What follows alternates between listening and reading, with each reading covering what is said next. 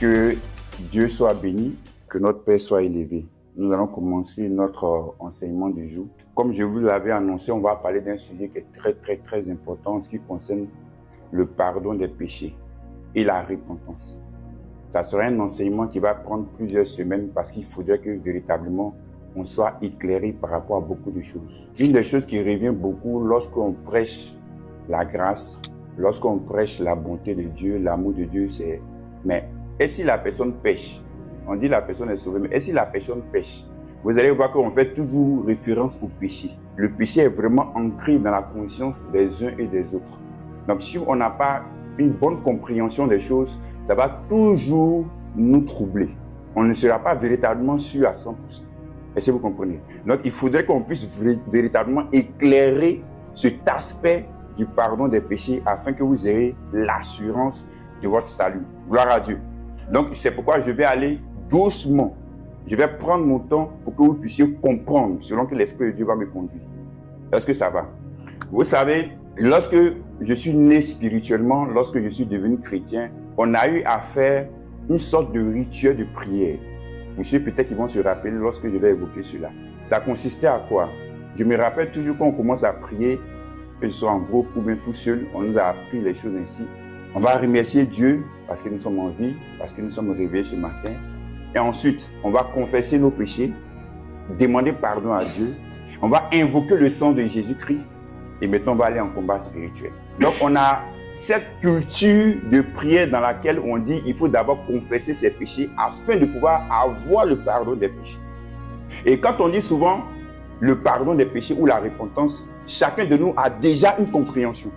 Vous savez, j'ai remarqué une des choses les plus difficiles en ce qui concerne un enfant de Dieu, accepter une vérité, c'est qu'on a déjà notre vérité en nous. C'est pourquoi Paul dit une des choses les plus difficiles, le combat spirituel, c'est quoi? Paul dit le combat spirituel, c'est de renverser les forteresses, renverser les pensées qu'on avait déjà. Quand quelqu'un a une idée déjà arrêtée de quelque chose, c'est difficile de pouvoir enlever cette idée. C'est très difficile. Donc, c'est confrontation de paroles, confrontation de pensées, confrontation d'idées. C'est pourquoi vous allez voir les gens qui ont une facilité de croissance spirituelle, comprenez au second degré ce que je vais dire, ce sont les gens qui n'ont pas trop duré dans la religion. Mais ceux qui ont duré dans la religion, c'est difficile. Pourquoi? Parce que les idées sont déjà bien établies en eux. Et pour les renverser, ça peut prendre du temps. Chez nous, il y a un proverbe guéri qui dit que pour un arbre qui a été courbé pendant 30 ans, ce n'est pas en 30 minutes que tu vas le redresser. Donc, c'est pourquoi il est important de pouvoir suivre les enseignements, de se donner du temps afin de pouvoir accepter la vérité de la parole de Dieu. Quand on te dit, par exemple, que tu ne peux pas perdre ton salut, tu ne peux pas accepter cela. Pourquoi? Parce qu'il y a déjà une idée bien arrêtée en toi. Et encore, il y a des versets bibliques qui semblent appuyer ta thèse sur à quoi tu crois. Et si vous comprenez ce que je suis en train de dire. Donc, aujourd'hui, on va avoir des enseignements, ces différentes semaines, qui vont te permettre de mieux comprendre les choses, afin que tu sois libéré, afin que tu puisses mieux apprécier l'œuvre que Christ a accomplie. Souvent, vous savez, les gens ont tendance à dire, je me laisse conduire par l'esprit, les gens ont tendance à dire que vous parlez trop de l'amour, de la bonté de Dieu, mais vous ne parlez pas du péché, vous ne parlez pas de la sanctification. Vous savez, s'il y a une maladie qui frappe beaucoup, comme le Covid, et après, on trouve un remède ou un vaccin, dites-moi, on fera la promotion du quoi? De la maladie ou du vaccin? De la maladie ou du remède? Vous comprenez ce que je suis en train de dire? En fait, c'est mieux de parler du remède. Parce que c'est en sachant le remède, en connaissant le remède et en utilisant le remède que tu vas sortir de la maladie. Donc, il faut mettre l'accent sur le remède. Au lieu de parler tout le temps des ténèbres, vaut mieux parler de la lumière. Pour que la personne étant exposée à la lumière puisse sortir des ténèbres. Comme il fait jour, je ne pourrais pas faire cette expérience-là. Lorsque tu es dans le noir, tu es dans l'obscurité, dans ta cuisine, si tu arrives qu'il fait noir à 1h du matin, tu te réveilles, tu viens dans la cuisine. La première des choses que tu fais pour chasser les ténèbres, c'est de faire quoi? C'est l'interrupteur. Apporter la lumière. Quand tu apportes la lumière, tu vas voir la peur disparaître. Tu n'as pas chassé la peur en disant peur, vas-y. Tu as apporté la lumière. Donc, plus tu apportes la lumière de l'œuvre que Christ a accomplie, plus tu es dans le repos. Dis Amen. Plus tu comprends ce que Christ a accompli à la croix pour toi, plus tu défais le péché, plus tu as la victoire manifeste contre le péché. Est-ce que vous comprenez? Donc c'est important, c'est pourquoi nous nous exposons Christ. C'est pourquoi nous présentons Christ. C'est pourquoi nous proclamons Christ. Pourquoi? Parce que Christ est le remède du péché. Dis Amen. Gloire à Dieu. Donc on va comprendre ces choses-là par la grâce de Dieu. Donc on va commencer.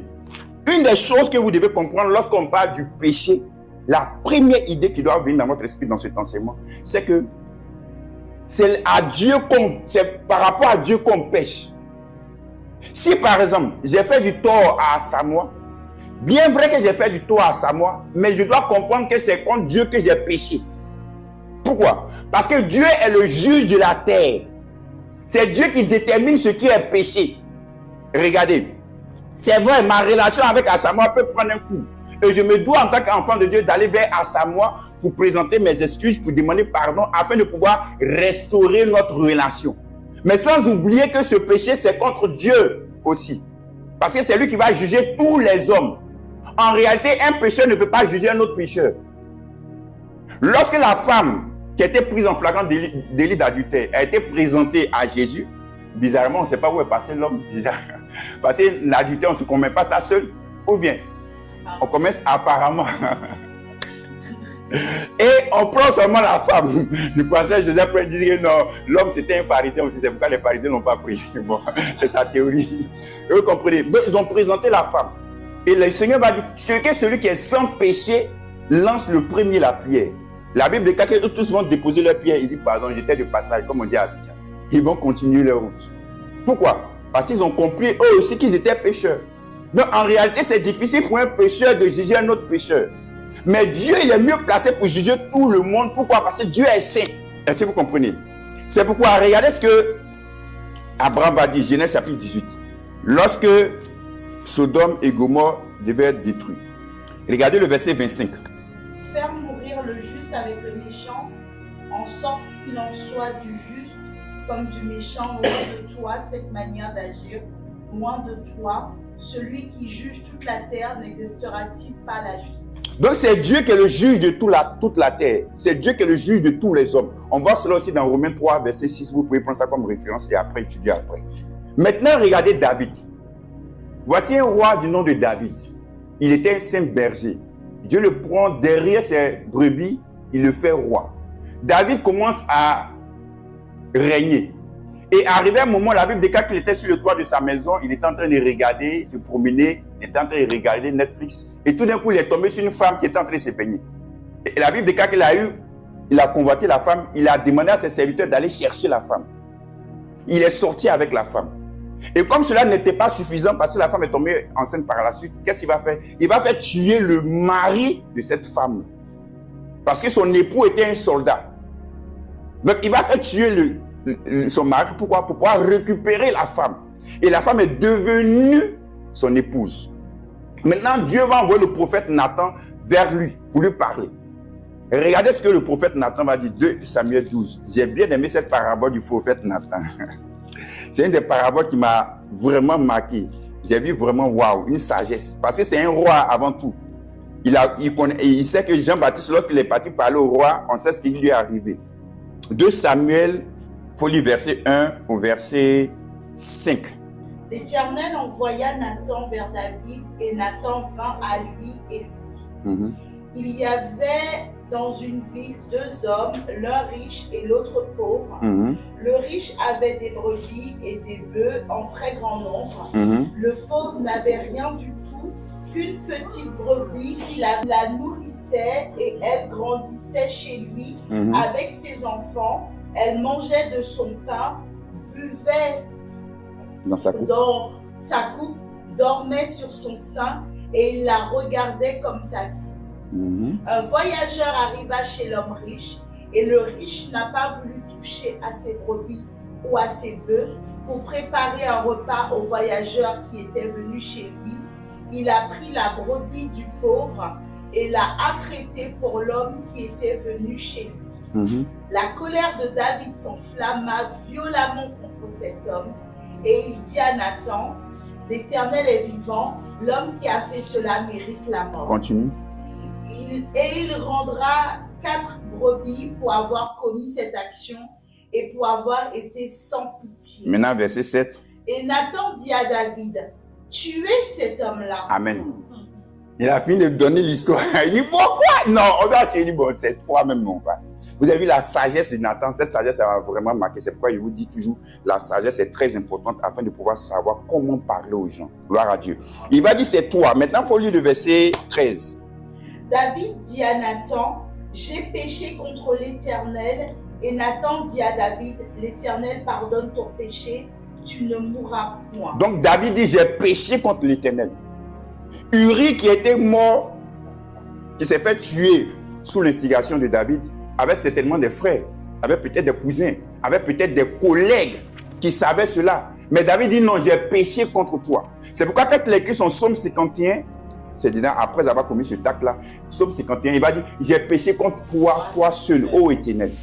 Donc, malgré qu'il ait péché, il a fait du mal par rapport à Uri, mais il se rend compte que c'est contre Dieu qu'il a péché. Pourquoi? Parce que c'est Dieu qui est juge de la terre.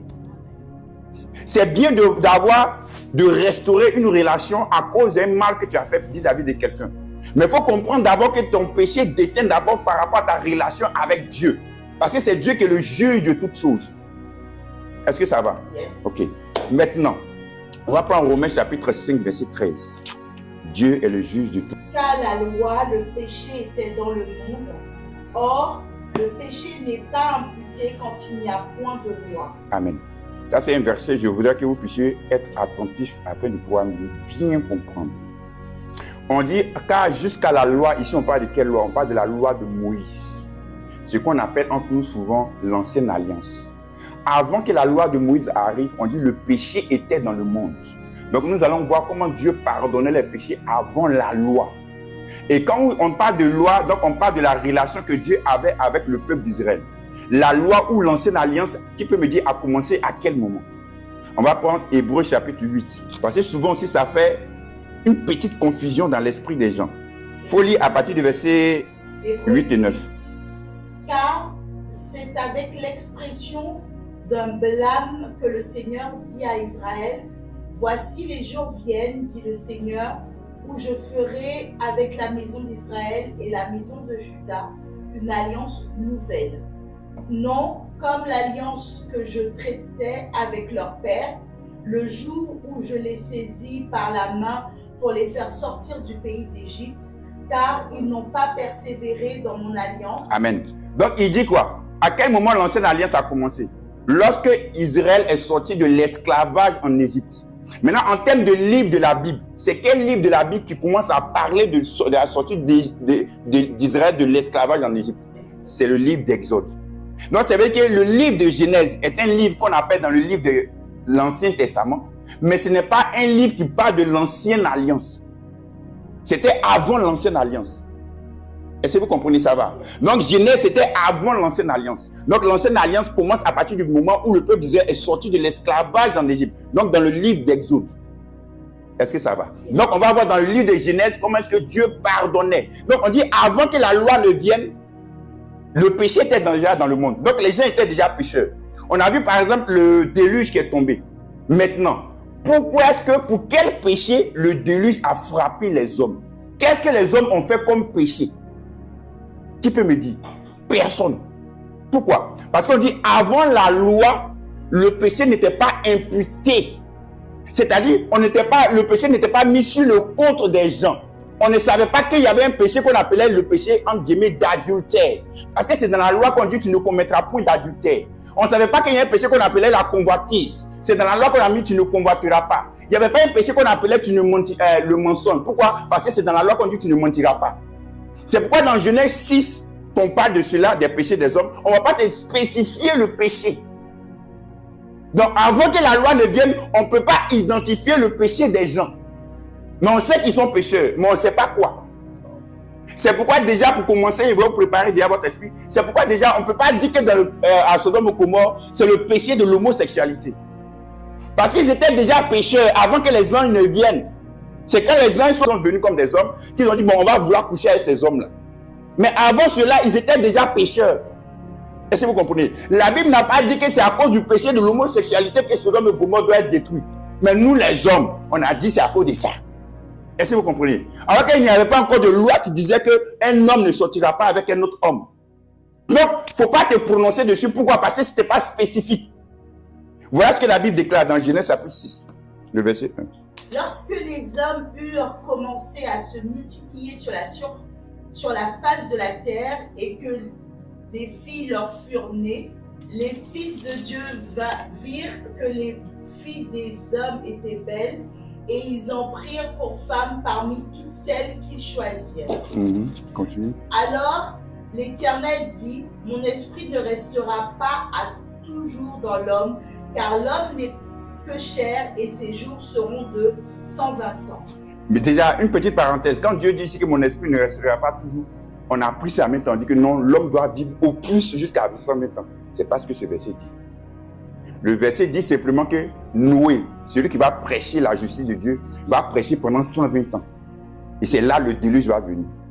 Vous comprenez? C'est pourquoi vous allez voir qu'après ça, Noé a vécu plus de 900 ans. Donc ça veut dire que Noé est en train de contredire ce que Dieu aurait soi-disant dit. Donc c'est pas ça. Abraham a vécu plus de 120 ans. Isaac a vécu plus de 120 ans. Vous comprenez? Donc c'est pas ce que ce verset dit. Ça dit seulement que Noé a prêché pendant 120 ans afin que les gens puissent se repentir, puissent accepter la parole de Dieu. Pendant un temps bien précis qui est 120 ans. Maintenant, il faut lire le verset 5. L'Éternel vit que la méchanceté des hommes était grande sur la terre et que toutes les pensées de leur cœur se portaient chaque jour uniquement vers le mal. Amen. Mais on n'a pas spécifié quel mal il faisait, quel péché il faisait. Mais on dit seulement qu'il péchait, il faisait du mal, mais on ne sait pas quoi. Pourquoi? Parce qu'avant la loi, le péché était là. Mais parce que la loi n'était pas encore venue, on ne pouvait pas imputer le péché spécifié, déterminer, préciser le péché que les gens faisaient. Mais on dit seulement qu'ils étaient pécheurs. Est-ce que vous comprenez ce que je suis en train de dire? C'est pourquoi il ne faut pas se prononcer rapidement sur les choses. Souvent on dit en théologie, il faut respecter le silence de la Bible. Gloire à Dieu. Bon, moi, je ne vais pas vous dire que c'est à cause du péché de l'homosexualité que Sodome et Gomorrhe a été détruit. Non. Pourquoi? Parce qu'il y a encore l'homosexualité aujourd'hui. Donc, les nations doivent être détruites. C'est dans quelle nation il n'y a pas l'homosexualité? Est-ce que vous comprenez ce que je veux dire? Donc, normalement, toutes les nations doivent être détruites. Suivez bien ce que je suis en train de dire. Ok, c'est pour vous amener à réfléchir. Maintenant, il y a deux personnes, on va voir, qui ont été déclarées justes avant la loi. Il y a qui on a vu tout à l'heure? On a vu Abraham. Prenons Genèse 15 d'abord. Genèse 15, verset 6. Abraham eut confiance en l'Éternel qui le lui imputa à justice. Abraham crut en l'Éternel qui a mis sur son compte la justice. En fait, imputer, c'est mettre sur son compte. C'est un peu comme je dis, bon, Bénédicte, je vais transférer 100 000 euros sur ton compte. Le soir. Sylvain, je vais transférer 200 000 euros sur ton compte. Le soir. Vous comprenez ce que je dis? Je vais transférer, je vais mettre ça sur ton compte. Amen. Donc, ce n'est pas parce qu'Abraham a posé des actes de justice, mais parce qu'Abraham a cru en la parole que Dieu lui a donnée, en la promesse que Dieu lui a donnée. On dit Dieu l'a déclaré en même temps juste. Donc, Abraham a été déclaré juste par sa foi en la parole que Dieu lui a donnée. Est-ce que vous comprenez? Donc, Abraham était juste comment? Par la foi ou par les œuvres? Par la foi. Maintenant, regardez sur la prière d'Abraham. Pour revenir un peu sur Sodome et Gomorrhe. On a vu tout à l'heure, Genèse chapitre 18 maintenant, versets 23 à 24. Abraham s'approcha et dit, feras-tu aussi périr le juste avec le méchant? Peut-être y a-t-il 50 justes au milieu de la ville. Les feras-tu périr aussi? Et ne pardonneras-tu pas à la ville à cause des 50 justes qui sont au milieu d'elle? Quand quelqu'un on dit il est justifié, quelqu'un a été déclaré juste, c'est-à-dire quelqu'un a été pardonné de ses péchés. Dieu ne peut pas te déclarer juste si tu n'as pas pardonné de tes péchés. Donc Abraham était justifié par la foi en la parole que Dieu lui a donnée. Donc Abraham a été pardonné de ses péchés. Maintenant Abraham va faire l'intercession pour la vie de Sodome et de Gomorrhe à cause de son neveu Lot. Maintenant dans son intercession, il va négocier avec Dieu, façon de parler, et il va dire Seigneur, Père, est-ce que s'il y a 50 justes au milieu de la ville, est-ce que tu vas faire périr la ville? Bon, de vous à moi, on va réfléchir ensemble. Si Abraham demande qu'il y ait un certain nombre de justes, les justes dont il est question aussi, est-ce que ce sont les justes dans leur comportement, dans leur attitude, ou les justes comment? Sachant que Abraham a été justifié non pas à cause de ses œuvres, non pas parce qu'il ne fait pas le mal, mais parce qu'il a cru en la parole de Dieu. Est-ce que vous comprenez? Donc, comment moi j'ai cru en la parole de Dieu et ma foi en la parole de Dieu m'a justifié, et je vais demander à Dieu qu'il y ait quelqu'un qui soit juste dans son comportement. Alors que moi, je n'ai pas été justifié dans mon comportement. Donc, si le juste dont Abraham parle ici, ce n'est pas celui qui ne fait pas le mal, mais c'est celui qui croit en la parole de Dieu. Vous comprenez ce que j'ai dit? Parce qu'Abraham, déjà, il a été justifié par Dieu. On a vu ça dans le chapitre 15. Par la foi. Vous comprenez? C'est pourquoi lorsque tu parles de justification, on verra plus tard dans les semaines à venir, ne pense pas d'abord à comportement. Ne pense pas d'abord à action. Comme la prophétesse Adine était en train de dire aujourd'hui. Pense d'abord en statut que Dieu te donne au travers de la foi que tu mets dans sa parole qui vient vers toi. C'est d'abord ça. Si tu regardes tes actions pour te définir, tu vas toujours te sentir misérable. Tu vas toujours te sentir inférieur. Tu auras toujours le complexe d'infériorité. En fait, la justice de Dieu, c'est quoi aussi? La justice de Dieu, c'est la capacité de se tenir dans la présence de Dieu sans culpabilité, condamnation et peur. Quand tu peux rentrer dans l'intimité avec ton père, du moins, sans avoir peur, sans se sentir coupable, sans se dire, il faut d'abord que je confesse mes péchés. Si tu rentres dans la présence, c'est parce qu'il t'a déjà permis de pouvoir entrer dans sa présence en pardonnant tes péchés. C'est pourquoi Abraham avait la capacité d'intercéder, de se présenter devant Dieu et de lui parler. Parce qu'il avait été déjà justifié. C'est pourquoi la Bible déclare que la prière fervente du juste a une grande efficacité. Donc pour que ta prière soit fervente et qu'elle soit efficace, il va falloir d'abord que tu comprennes d'abord que tu es juste. Si tu n'as pas encore la compréhension de ta justification en Christ, il te sera difficile d'avoir des prières efficaces. Le terrain du combat spirituel, c'est où? Ce sont les pensées. Tout se passe là.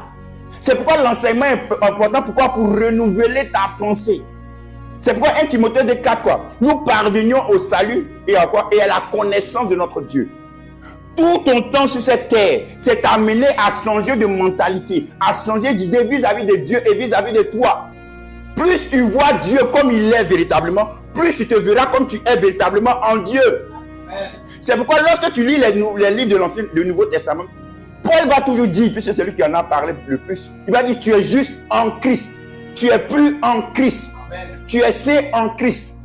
Si quelqu'un dit seulement que je suis saint, je ne vais pas croire. S'il dit je suis pur, je ne vais pas croire. Même si c'est Bouddha, même si c'est Gandhi.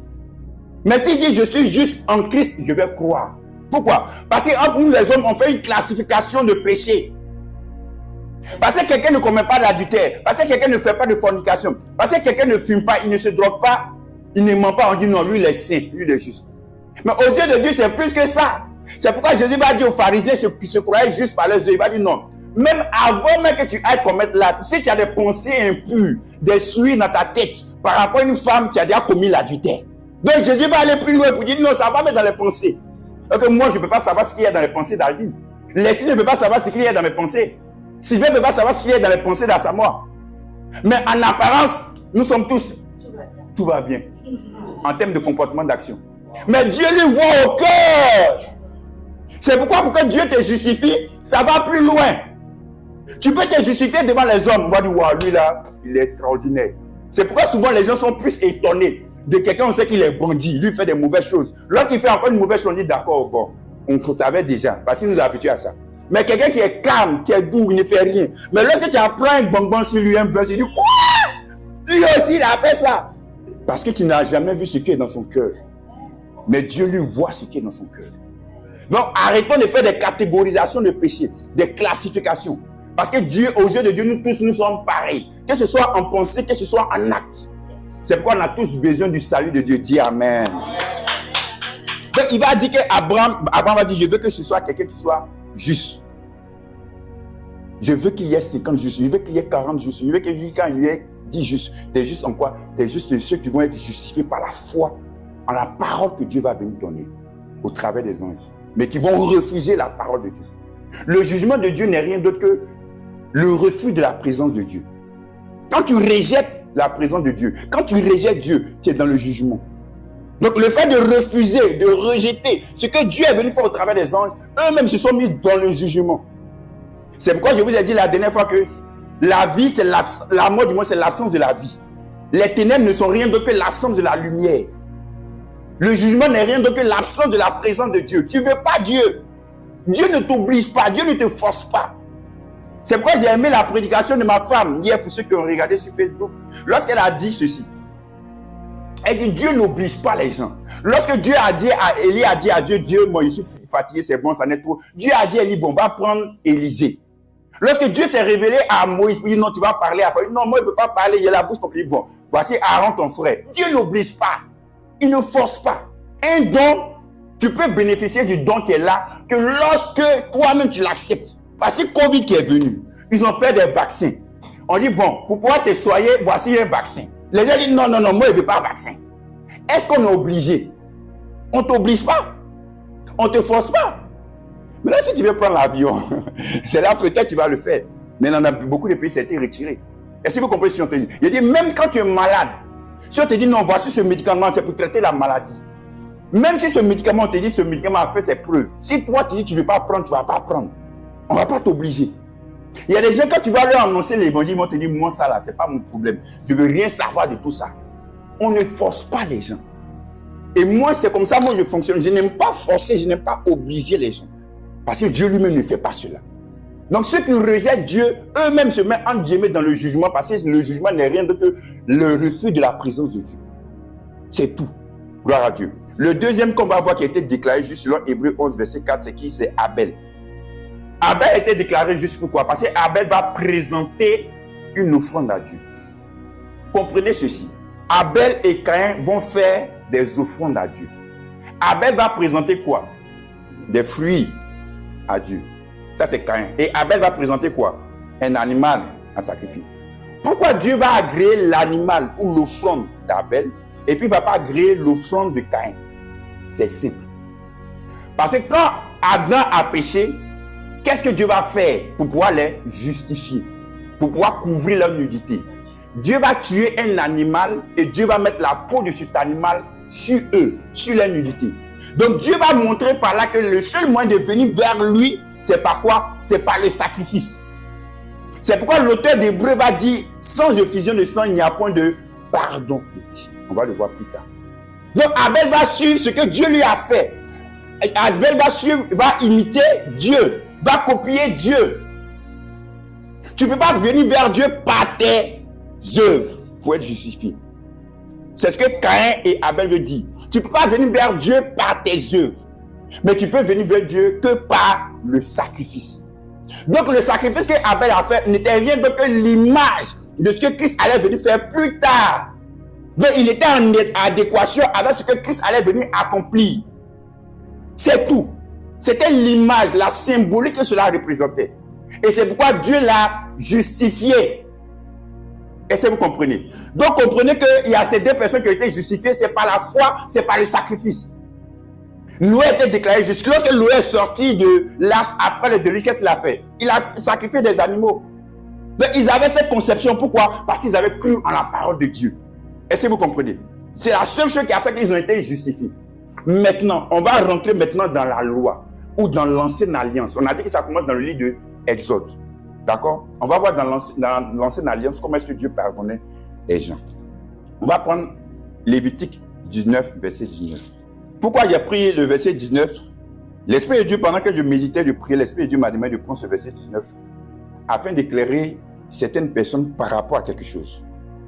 Ok, on va lire d'abord. Il faut lire le verset 19. Vous observerez mes lois. Tu n'accoupleras point des bestiaux de deux espèces différentes. Tu n'ensemenceras point ton champ de deux espèces de semences. Et tu ne porteras pas un vêtement tissé de deux espèces de fils. Ça, c'est dans la loi. Bon, on va voir d'abord pourquoi j'ai pris cela. Prends le verset 22. Le sacrificateur fera pour lui l'expiation devant l'Éternel pour le péché qu'il a commis avec le bélier offert en sacrifice de culpabilité, et le péché qu'il a commis lui sera pardonné. Donc, il va dresser une liste de péchés que les gens peuvent commettre. Il dit, si vous avez commis ces péchés-là, voilà ce que vous devez faire. Vous devez apporter un sacrifice au sacrificateur qui va aller maintenant sacrifier cela, et le sang versé va te pardonner. Maintenant, pourquoi il y a pris le verset 19? Regardez, on reprend. Tu n'accoupleras point des bestiaux de deux espèces différentes. Tu n'ensemenceras point ton champ de deux espèces de semences, et tu ne porteras pas un vêtement tissé de deux espèces de fils.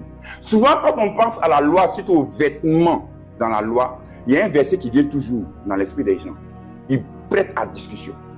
C'est quoi? C'est la femme ne portera pas un vêtement d'homme. Et on dit à la femme, il ne faut pas porter pantalon, parce que le pantalon est un vêtement d'homme, parce que c'est la loi.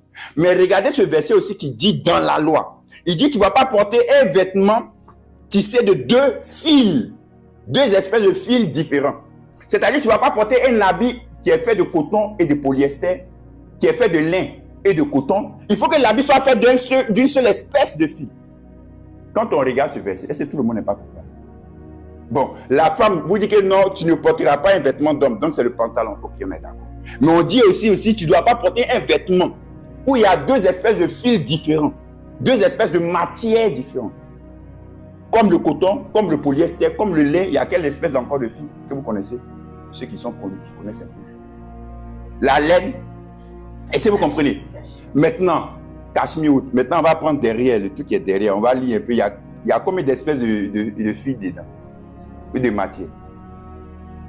Donc quand tu arrives à la maison, tous tes habits, il y a deux espèces de matière, deux espèces de fil, il faut déchirer. Ou bien il faut vendre. Ou il faut faire cadeau. Est-ce que vous comprenez ce que je suis en train de dire? Donc il ne faut pas te focaliser sur le fait seulement, non, la femme ne portera pas un vêtement d'homme. Donc la femme ne portera pas un vêtement d'homme, la femme ne portera pas un pantalon. Mais toi-même, on dit qu'il ne faut pas porter un habit de deux espèces de filles différentes.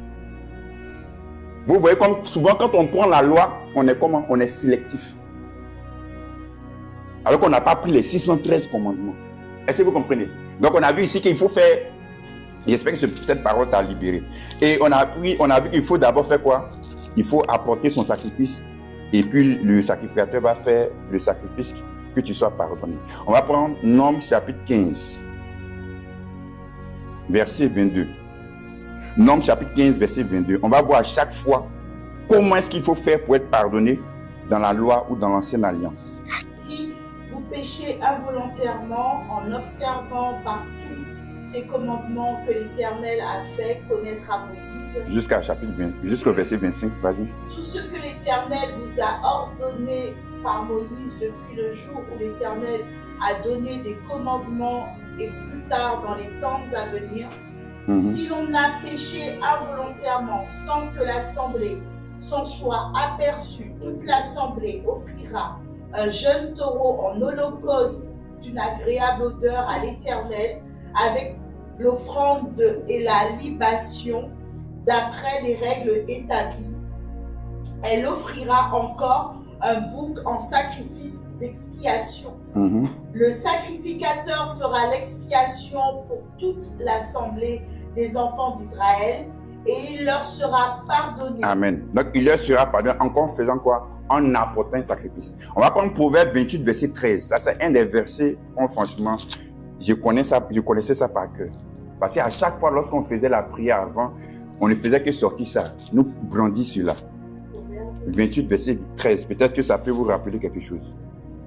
Proverbe 28, verset 13. Verset 13. Celui qui cache ses transgressions ne prospère point, mais celui qui les avoue et les délaisse obtient miséricorde. Donc voici encore d'autres conditions. En plus de pouvoir apporter son sacrifice, il va falloir faire quoi? Il va falloir confesser, avouer et il va falloir abandonner, délaisser le péché avant d'obtenir miséricorde, avant que tu sois pardonné. Vous avez vu qu'il y a encore d'autres conditions qui se rajoutent dans la loi. On est d'accord? Maintenant, on va prendre 2 Chroniques 7, verset 14. L'un des versets les plus célèbres pour les gens qui aiment prier, qui aiment faire l'intercession. 2 Chroniques 7, verset 14. Si mon peuple sur qui est invoqué mon nom s'humilie, prie et cherche ma face, et il se détourne de ses mauvaises voies, je l'exaucerai des cieux, je lui pardonnerai son péché et je guérirai son pays. Donc voilà ça. Il faut t'humilier, il faut prier, il faut confesser, il faut délaisser, il faut donc abandonner ton péché avant d'être maintenant exaucé ou être pardonné. Donc vous allez voir que dans la loi, il y a beaucoup de conditions requises avant d'obtenir le pardon de Dieu.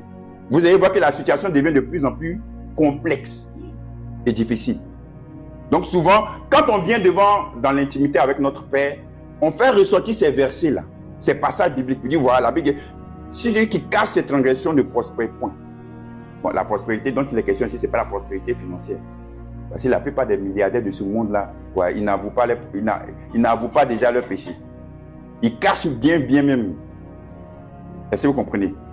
le shalom, il faut que tu sois en paix d'abord avec toi-même, en phase avec Dieu et avec toi-même. Ça, c'est très, très important dans la conscience. Lorsque ma femme racontait son témoin, elle dit que lorsqu'elle faisait la prostitution, en apparence, les gens pensaient qu'elle était bien. Elle avait ce qu'elle voulait, elle partait où elle voulait, elle voyageait beaucoup. Mais intérieurement, elle se sentait mal. Vous allez voir comme ça, il y a plusieurs cas de milliardaires qui se sont, même des stars, on va dire des stars de la musique et autres, du sport, qui se sont suicidés. Alors qu'apparemment, ils étaient bien. Souvent, les stars hollywoodiennes que les gens adulent, waouh, il est trop beau. Demain, tu apprends qu'il s'est suicidé. Je disais une fois à une soeur que si telle star, tu penses que c'est le plus bel homme de la vie, c'est le mec idéal, c'est ton homme idéal, pourquoi lui, il a fait plusieurs mariages et divorces? Tu l'idéalises, waouh, lui, il est trop beau, ça c'est l'homme de ma vie. Mais l'homme de la vie, il a été déjà l'homme de quelqu'un et il a divorcé. Est-ce que vous comprenez ce que je suis en train de dire? C'est pourquoi avoir Christ tout à l'heure, lorsqu'on a prié, dans son foyer, dans son mariage, c'est le mariage le plus beau. C'est pourquoi la Bible déclare qu'une corde à 3 fils a du mal à se rompre. Le 3e fil, c'est Christ. C'est lui qui nous solidifie, l'homme et la femme. Parce que s'il n'y a pas Christ dans cette équation, bien aimé, chacun de nous sait dans le mariage, on vient avec notre mentalité différente. On vient avec nos éducations différentes. On vient avec nos conceptions de la vie différentes. On vient avec nos repères différents. Moi, que je viens, je jette mes chaussettes là-bas. Ma femme, elle vient, elle range les chaussettes. Moi, que je viens, je jette. Chacun vient avec sa manière de faire les choses. Donc, ce n'est pas une évidence. C'est Christ qui nous unit et qui nous solidifie. Gloire à Dieu. Donc, on continue. Donc, vous avez vu, il y a beaucoup de conditions. Une des choses qui est très importante, je vais m'arrêter sur ça. On va en parler la semaine. On va continuer la semaine prochaine.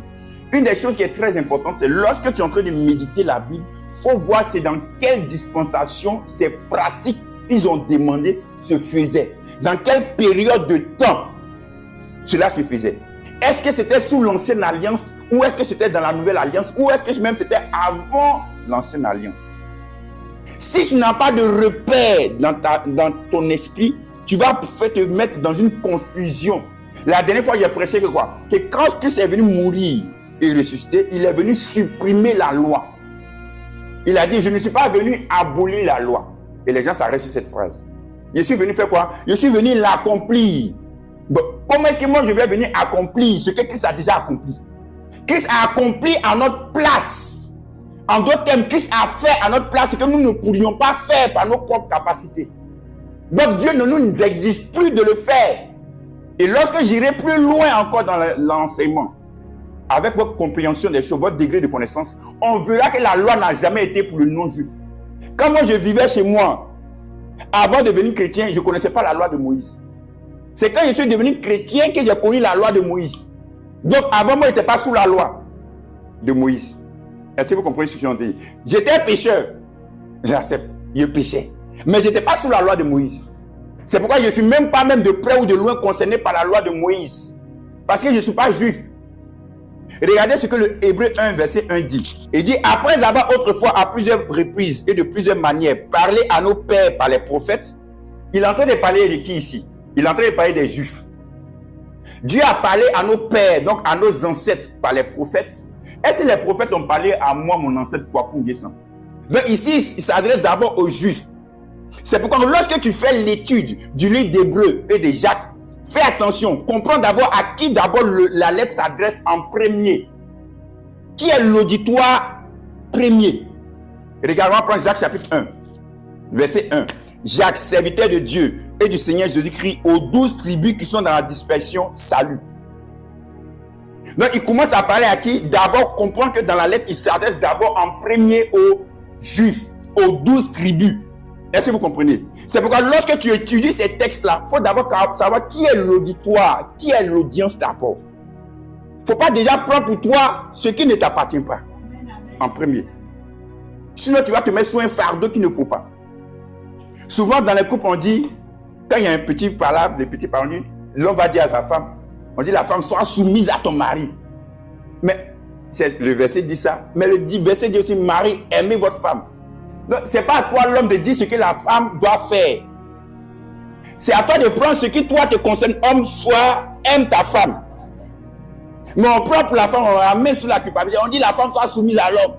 La femme on dit, mais on dit, mari, aimez vos femmes. Non, chacun laisse pour lui, chacun prend pour le tien, pour toi.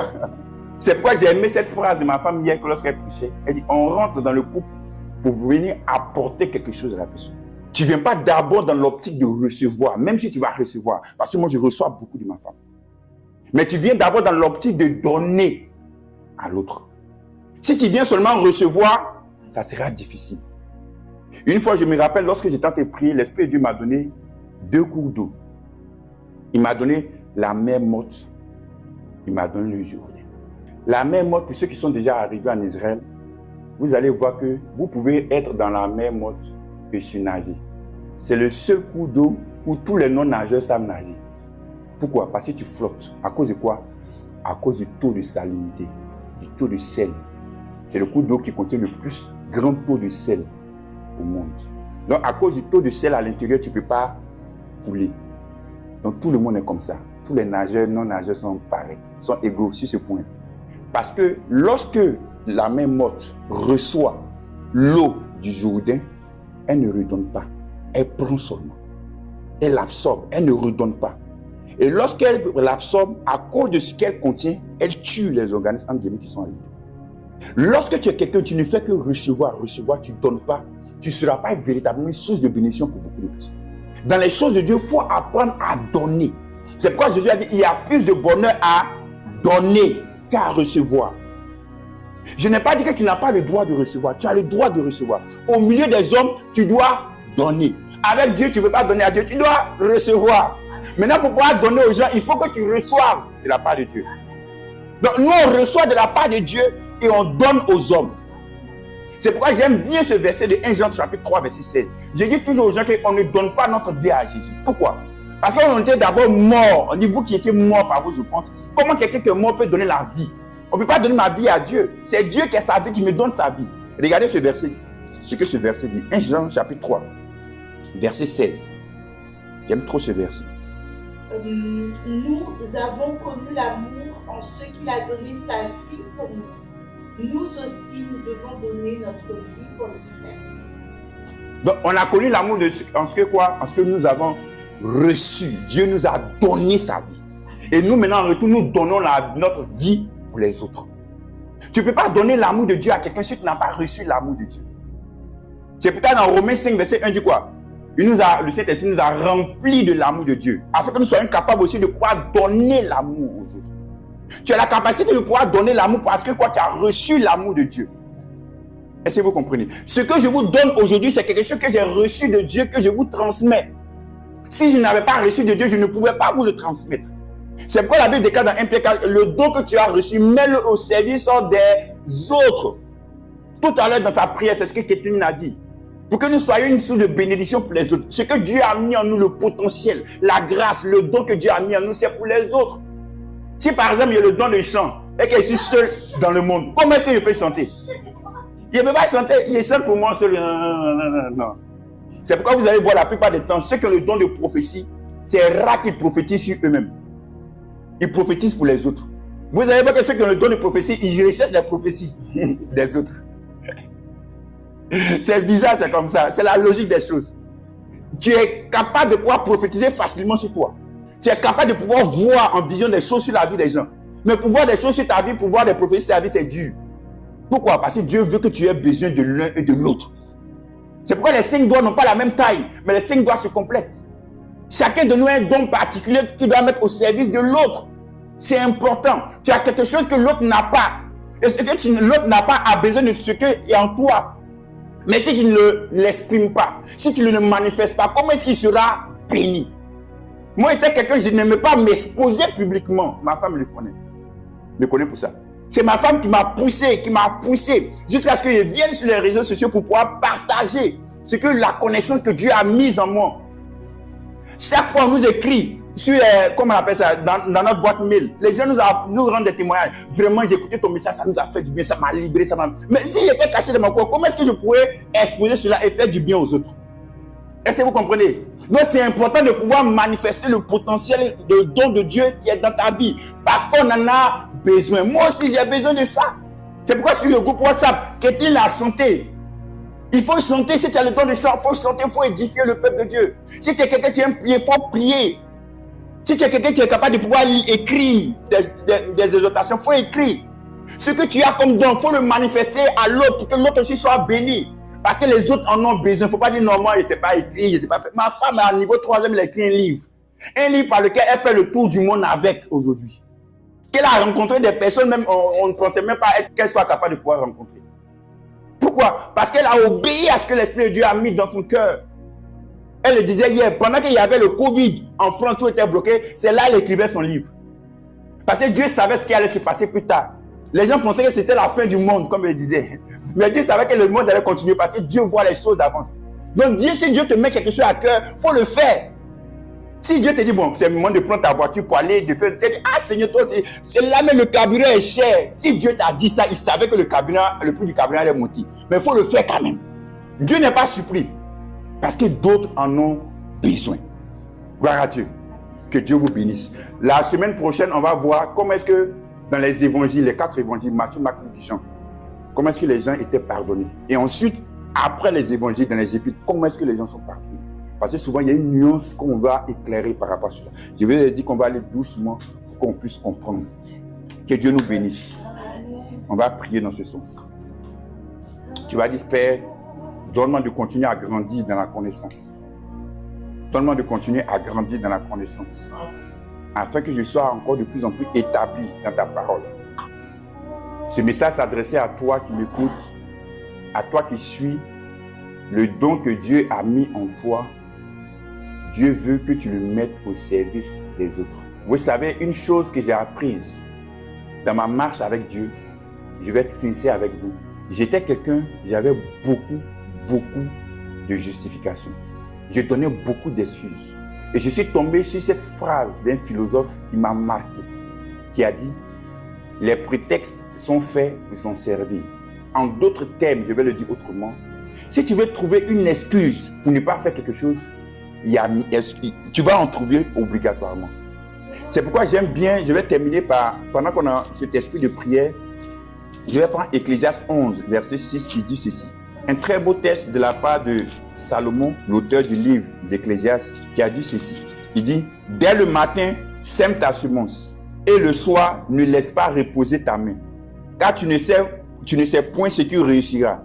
Ceci ou cela, ou si l'un et l'autre sont également bons. Maintenant, c'est plutôt le verset 4 qui m'intéresse. Celui qui observe le vent ne sèmera point, et celui qui regarde les nuages ne moissonnera point. Si tu regardes aux circonstances de la vie, pour ne pas te lancer dans un projet que Dieu t'a inspiré, que Dieu t'a mis à cœur, pour ne pas manifester quelque chose que Dieu a mis en toi, si tu regardes aux circonstances de la vie, tu ne feras jamais. En d'autres termes, n'attends pas obligatoirement que les conditions soient idéales pour entreprendre quelque chose, pour faire quelque chose.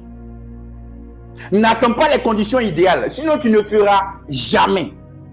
Parce que les circonstances vont toujours te sembler défavorables. Et à cause de ces circonstances défavorables, tu ne vas jamais te lancer. Tu vas toujours remettre à plus tard. Tu vas toujours remettre à plus tard. Tu vas toujours remettre à plus tard. Tu vas toujours remettre à plus tard. Parce que tu trouveras toujours de bonnes excuses. Ce ne sont pas seulement des mauvaises excuses, mais de bonnes excuses. Mais si Dieu a mis quelque chose dans ton cœur, il faut le faire. Dieu connaît l'avenir. On a déjà vu que c'est lui le Dieu de la providence. Il sait déjà ce que l'avenir nous réserve. S'il te met à cœur de pouvoir le faire, fais-le. Isaac était dans la famine, mais Dieu lui a dit, il faut s'aimer quand même dans la famine. Alors qu'il voulait fuir les conditions, il voulait fuir les circonstances de famine. Dieu lui a dit, il faut s'aimer quand même. Et lorsqu'il a semé, on a vu qu'il a récolté le centuple. Il a eu à moissonner ce qu'il n'espérait même pas en temps normal. Ne regarde pas aux conditions, aux circonstances de la vie, aux conditions défavorables pour ne pas entreprendre, pour ne pas faire ce que tu as dans ton cœur. Il faut le faire. C'est important. Si c'est Dieu qui a mis ça dans ton cœur, il faut que tu le fasses. Si c'est Dieu qui a mis ça dans ton cœur, il faut que tu le fasses. Si c'est Dieu qui a mis le potentiel en toi, il faut que tu le fasses. Parce que les gens en ont besoin. Les hommes et les femmes en ont besoin. Lorsque ma femme écrivait, elle pourrait se dire, mais il y a beaucoup d'œuvres littéraires chrétiennes. Il y a beaucoup de grands hommes de Dieu même qui ont écrit. C'est pas grave. Les hommes en ont besoin. Les gens ont besoin de ce potentiel, de cette grâce que tu as en toi. Ils veulent être édifiés, ils veulent être transformés, ils veulent être changés. Ils en ont besoin. Il faut que tu l'exprimes. Il faut que tu le manifestes. Les gens en ont besoin.